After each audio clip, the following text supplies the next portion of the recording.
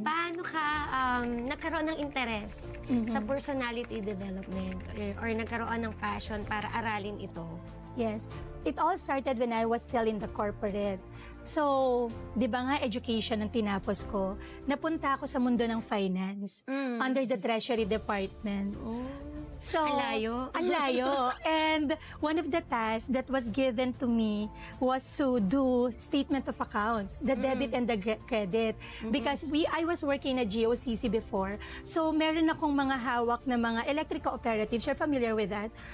They're like Meralco. They are the one who provides electricity. Pero sa outside of Metro Manila or franchise of Meralco na. So, I have several and I have to create an SOA. Kailangan ko i-balance.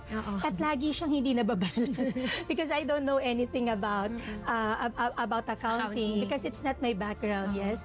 So, what I did at that time, for me to actually understand it, naghanap ako ng training.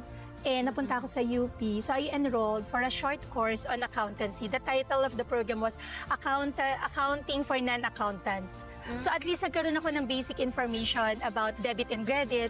And because of that, yes, the basics. At least, gumanda yung ginagawa kong report. And then another thing, I was also tasked to write correspondence. Ako yung tagagawa ng mga memos, ng mga letters. So, yung mga memos ko, nag-circulate siya sa within the company.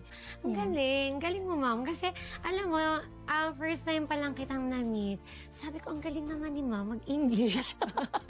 Thank you. Pero behind pala nun, hindi ka pala talaga ganun kagaling. Hindi. Dinevelop mo lang talaga pala yung sarili mo. Yes. Kasi, sabi ko, kumbaga nasa na lahat, di ba? Brain, power. Thank you Pero, po.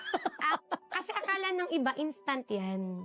So yun mga ka-Evie, lahat ay pinaghihirapan, pinag-aaralan. Kung ano man yung nararating ng mga successful person ngayon, it's because of their hard work. And yun din, pag-aaral. Kasi yung iba, akala pag nakagraduate na, tapos na. No. Diba? Akala ko nga din, teacher kayo, magaling kayo mag-English, diba? Graduate ng diba?